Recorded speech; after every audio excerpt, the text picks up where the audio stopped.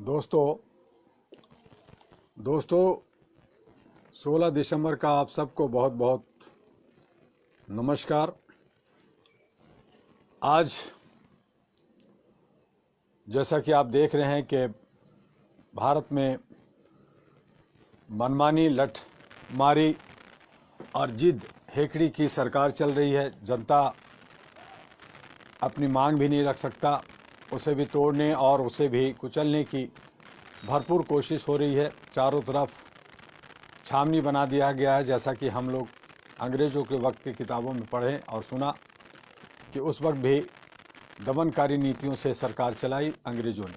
आज भी भारत सरकार कुछ ऐसा ही चल रहा है कि जनता के हित के लिए, जनता के लिए नहीं सोचती है, बल्कि अपनी सत्ता और अपनी हेकड़ी, अपनी ईगो को लेकर चलती है। और उसमें कुछ तथाकथित लोग, अंधभक्त लोग या जो है सपोर्टर कहें या जो भी कहें, वो सब जो है अपने तरीके से चल रहे हैं। और जैसा कि अभी मुझे कल पता चला कि ये सरकार में बहुत सारे ऐसे नेता, बहुत सारे ऐसे मंत्री हैं जो तंत्र मंत्र विद्या का सहारा लेकर करके अपने सत्ता को बचाना चाहती है, अपनी गद्दी को बचाना चाहती है, जो ठीक नहीं है। हालांकि हमारा भारत बहुत ही अभी भी बहुत पिछड़ा है और हम ये कहें कि भ्रष्टाचार में भी लिप्त है, लेकिन कई मायने में हम और देशों से बहुत बेहतर हैं। तो आज मैं बहुत सारे इधर उधर की बातें न कर करके जो हमारी भ्रष्टाचार व मानवाधिकार की किताब है उसकी कोर्स है, जिस पे हमने कहा कि अलग अलग हमने भ्रष्टाचार के बारे में बताया। तो आज विश्व में किस तरह की भ्रष्टाचार है इस पे हम बात कर लें। कल हम फिर भारत की में भ्रष्टाचार कैसे है, क्या है, वो बात कर लेंगे। तो आज हम देखें कि दुनिया भर के करीब 2 दर्जन देश सबसे भ्रष्ट माने जाते हैं। भारत के लिए यह सुकून की बात है कि इन 2 दर्जन देशों में भारत का नाम नहीं है। माना जाता है कि भ्रष्टाचार के मामले में दुनिया में भारत 94 नंबर स्थान पर आता है। आज दुनिया में सबसे अधिक भ्रष्ट देशों में आने वाले देश हैं सोमालिया, उत्तर कोरिया, अफगानिस्तान, सूडान, दक्षिणी Sudan, Libya, Iraq, Yemen, Syria, Uzbekistan, Turkmenistan, Haiti, Guinea Bissau, Guinea, Chad, इरिया, Cambodia, Burundi, Myanmar, Congo, Tajikistan और वेनेजुएला। वहीं Denmark, New Zealand, Finland, Switzerland, Norway, Singapore, Switzerland, Netherland, Australia, Canada, Luxembourg, Germany, Iceland, UK, Belgium, Japan जैसे देश दुनिया के सबसे कम भ्रष्ट देशों में माने जाते हैं। इन देशों में भ्रष्टाचार बहुत कम है, लेकिन सबसे बड़ी विडंबना है कि विश्व में ऐसा कोई भी देश नहीं है जहां पर भ्रष्टाचार बिल्कुल ना हो।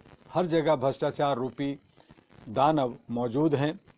ऐसी स्थिति में इस मसले को हल करने के लिए सभी देशों द्वारा प्रयास करने की ज़रूरत है। ऊपर दिए गए देशों की सूची जो आपको हमने बताया, भ्रष्टाचार में लिप्त को देखने पर यही भी निष्कर्ष निकलता है कि जिन देशों में विकास दर ऊंची रही है वहां शिक्षा का प्रसार ज़्यादा हुआ है। जिन देशों में संपन्नता बढ़ी है वहां पर भ्रष्टाचार भी कम फैला है। जिन देशों में आतंकवाद व गृह युद्ध चल रहा है, जहां की सरकारें अस्थिर है तथा जहां पर लोकतंत्र नहीं है, उन देशों में भ्रष्टाचार की स्थिति ज़्यादा खराब है। कई अफ्रीकी देशों में स्थिति ज़्यादा खराब है। इसके बाद एशिया का नंबर आता है। उत्तरी अमेरिका और दक्षिणी अमेरिका महाद्वीप में भी कुछ देश भ्रष्टाचार से त्रस्त हैं। यूरोप और ऑस्ट्रेलिया महाद्वीप में स्थिति काफ़ी अच्छी है। इन महाद्वीपों में भ्रष्टाचार अभी भी काफ़ी कम है। एशिया में उत्तरी कोरिया, कंबोडिया जैसे देशों में भ्रष्टाचार की स्थिति काफ़ी खराब है। इसी तरह से इराक में भी स्थिति बदतर हो चुकी है। इराक में सद्दाम हुसैन के शासनकाल तक तानाशाही शासन था। इसके बाद वहाँ पर राजनीतिक अस्थिरता के चलते स्थिति अत्यंत ही भयावह हो गई है। इसी तरीके से उत्तरी कोरिया में भी तानाशाही शासन लगातार बना हुआ है। अभी कुछ ही समय पहले वहाँ के शासक के निधन के बाद उनके पुत्र ने शासन की बागडोर संभाली। अफ्रीकी देशों की स्थिति ज़्यादा खराब है। सोमालिया जैसा देश की स्थिति अत्यंत ही बदतर हो चुकी है। इसी तरह से आंतरिक युद्ध से जूझ रहे सूडान की स्थिति भी बदतर है। लीबिया में भी राजनीतिक स्थिरता के चलते भ्रष्टाचार की स्थिति भयावह हो गई है। अभी सीरिया में वर्तमान शासन के खिलाफ विद्रोह की लहर चल रही है। ऐसी स्थिति में वहाँ पर भी उथल पुथल की स्थिति बनी हुई है। भ्रष्टाचार का ग्राफ जहाँ पर भी बढ़ता जा रहा है, इसी तरह से नॉर्थ अमेरिका देश हैती में भी स्थिति ठीक नहीं है। वहाँ की जनता भी तमाम तरह की समस्याओं से जूझ रही है। अफ्रीकी देशों में गिनी, चाड, कांगो में भी आंतरिक गड़बड़ियों की वजह से भ्रष्टाचार को रोकने में सफलता नहीं मिल रही है। ट्रांसपेरेंसी इंटरनेशनल द्वारा जारी डाटा के हिसाब से विभिन्न देशों में भ्रष्टाचार का आंकलन किया जाता है। भ्रष्टाचार रूपी राक्षस को मानव ने ही जन्म दिया है और पूरा विश्व एक दूसरे से तमाम माध्यमों से जुड़ चुका है। संचार माध्यम की वजह से हर चीज़ एक दूसरी जगह पहुंच जाती है। वैश्वीकरण के युग में प्राय हर देश एक दूसरे से जुड़ चुके हैं। ऐसी स्थिति में भ्रष्टाचार बहुत कम था या नहीं था, वहाँ भी भ्रष्टाचार ने पांव पसार दिए हैं। भौतिकवाद के इस युग में मनुष्य द्वारा बहुत सारी चीज़ें एक दूसरे से सीखता है, चाहे वह सुख के साधन हो, धन इकट्ठा करने की प्रवृत्ति हो या दिखावा करने की आदत हो, सब एक दूसरे से सीखने लगे हैं। आज अगर अमेरिका में 5 तारा होटलों में जाकर लंच डिनर करने और तमाम विलासी वस्तुओं के सेवन का प्रचलन है तो अन्य देश भी उनकी नकल कर रही है। अत्याधुनिक होने के नाम पर लोग भोंडे बनपन का इजहार करते हैं। मोबाइल फ़ोन एक दूसरे की सूचना देने व लेने का काम करते हैं। आज ये मोबाइल सिर्फ सूचना देने या हाल चाल देने या लेने का काम नहीं कर रहे हैं, बल्कि ये मनोरंजन का एक बहुत बड़ा माध्यम भी बन गया है। दुनिया के तमाम देशों में के युवा मोबाइल से गाने सुनते हैं, विभिन्न तरह के अत्याधुनिक संगीतों का आनंद लेते हैं। मोबाइल अब पूरा कंप्यूटर हो गया है। अब लैपटॉप या टैबलेट की जगह मोबाइल ने ले ली है। तत्पश्चात पाश्चात्य देशों में इसकी शुरुआत हुई। आज ये दुनिया के हर कोने में पहुंच चुका है। ब्लैकबेरी युग से आईफोन युग तक पहुंचने में बहुत कम समय लगा। पहले लोग सामान्य फ़ोन रखते थे, अब स्मार्टफोन ने उसकी जगह ले ली है। यह स्थिति सिर्फ अमेरिका और यूरोप में ही नहीं है, बल्कि एशिया, अफ्रीका व ऑस्ट्रेलिया में भी बन गई है। साधारण मोबाइल से लोग अब आईफोन तक पहुंच चुके हैं। New York, Washington, new Jersey, Ottawa, Copenhagen, Amsterdam, London, Paris, Berlin से लेकर Mumbai, Delhi, Kathmandu, Beijing, Seoul, Singapore city तक प्राय संचार माध्यमों का जाल फैल चुका है। जिस तरह से संचार माध्यम से एक दूसरे देश में टेक्नोलॉजी पहुंच रही है, उसी तरह से तमाम तरह की बुराइयां भी एक दूसरे देशों में आने लगी है। इसमें भ्रष्टाचार भी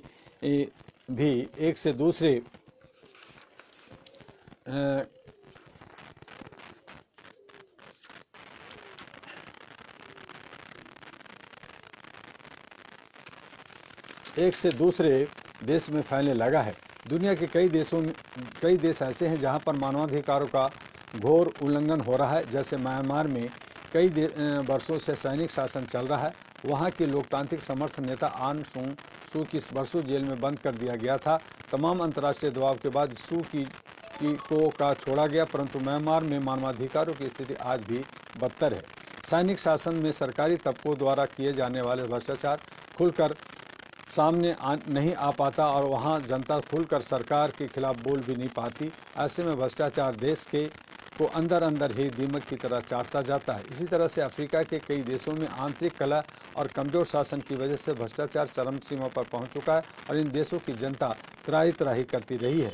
कांगो, सूडान, जिम्बाब्वे, सोमालिया जैसे देशों में भ्रष्टाचार चरम पर पहुंच चुका है और इन देशों में दुनिया के अन्य देशों के लोग भी आते जाते रहते हैं। ऐसे में एक दूसरे के यहाँ जाकर या जहाँ लोग कुछ अच्छाइयाँ सीखते हैं तो वहीं कुछ बुराइयाँ भी सीख कर ले आते हैं। भ्रष्टाचार आज पूरे विश्व के लिए एक नासूर बन चुका है। इसके निवारण के लिए कोई देश अकेला सब कुछ नहीं कर सकता। स्विस बैंकों तथा अन्य विदेशी बैंकों में विभिन्न देशों के व्यापारियों नेताओं के काले धन जमा है। इसमें अमेरिका से लेकर भारत के लोग भी शामिल हैं। इन देशों में जमा धन को वापस लाने के लिए अमेरिका जैसा देश वर्षों से प्रयास कर रहा है, पर उसे पूरी सफलता नहीं मिल पा रही है। विगत कई वर्षों से भारत में भी विदेशी बैंकों में जमा काले धन को वापस लाने के लिए आंदोलन हुए। पूरे देश में जनता ने रोष जताया। देश में सत्ता पर काबिज रही सरकारों ने भी इसे वापस लाने के लिए बात कही, पर आज भी काला धन भारत में नहीं आ सका है। यह स्थिति सिर्फ भारत की ही नहीं है, दुनिया के तमाम देश इस तरह की समस्या से परेशान हैं। अपने देश में टैक्स बचाने के लिए धन को विदेशों में जमा करना बहुत बड़ा भ्रष्टाचार है तथा यह देश के खिलाफ किया जाने वाला अनैतिक कृत्य भी है। यह धन यदि भारत में होता तो इससे तमाम कल्याणकारी योजनाएं चलाई जा सकती थी, तमाम जरूरतमंदों का लाभ हो सकता था, परंतु ऐसा नहीं हो सका। इससे मानवाधिकारों का उल्लंघन भी होता है। जहां इससे मानवता को ठेस पहुंचती है, वहीं मानवाधिकारों का उल्लंघन भी होता है। भ्रष्टाचार जैसे समस्या को समूल नष्ट करने के लिए पूरी दुनिया को एक साथ होकर लड़ना होगा। भ्रष्टाचार के वैश्वीकरण को हो जाने से इसे समाप्त करना टेढ़ी खीर साबित होने लगा है। किसी भी देश को आर्थिक रूप से खोखला करने में राजनीतिक भ्रष्टाचार बहुत बड़ा कारक होता है।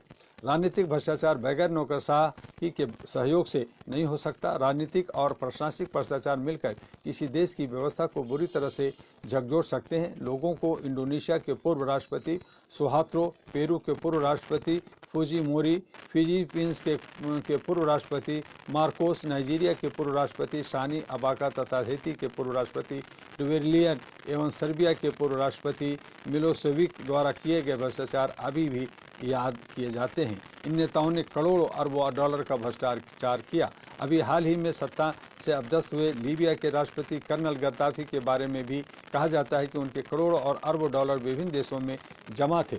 सत्ता के शीर्ष पर बैठे लोग यदि स्वयं भ्रष्टाचार में लिप्त हो जाते हैं तो भ्रष्टाचार जड़ से लेकर शिखर तक फैल जाता है। दुनिया को दिखाने के लिए भ्रष्टाचार के विरुद्ध भले ही ऐसे देशों में कानून बनाए जाते हैं, परंतु परिणाम कुछ नहीं निकलता। जिन देशों में राजनीतिक अस्थिरता रही या राजनीतिक अस्थिरता बनी हुई है, उन देशों में भ्रष्टाचार को पनपने का भरपूर मौका मिलता है।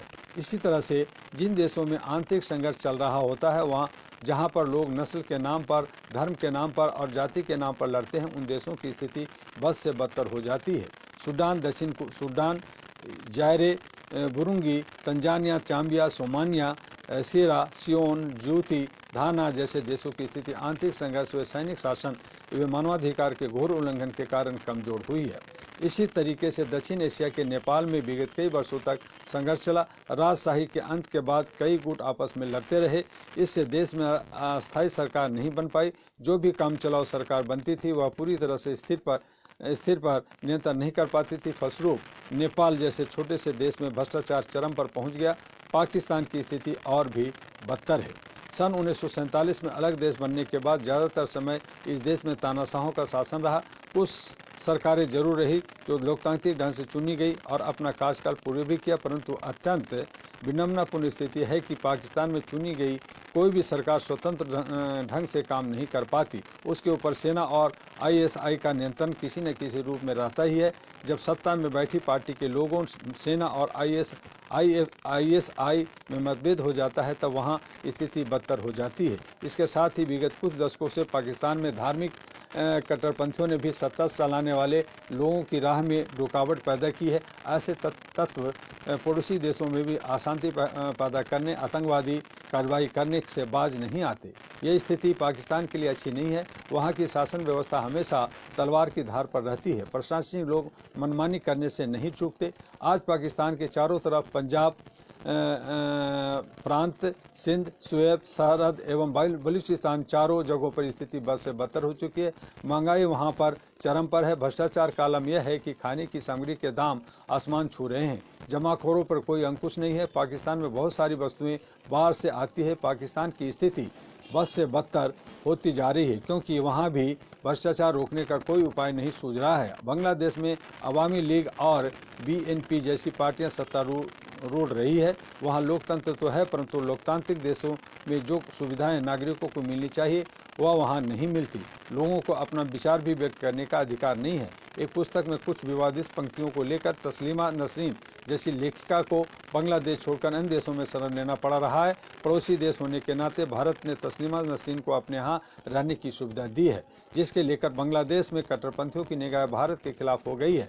वहाँ पर कट्टरपंथियों की बढ़ती ताकत की वजह से कोई भी सत्तारूढ़ पार्टी बड़ी मुश्किल से शासन कर पाती है। अवामी लीग की प्रमुख शेख हसीना वाजेद को भारत समर्थक माना जाता है। इससे लेकर उनके खिलाफ सैनिकों के एक समूह ने भी विद्रोह किया तथा वहां की कट्टरपंथियों ने भी शेख हसीना वाजेद के खिलाफ मुहिम छेड़ रखी है।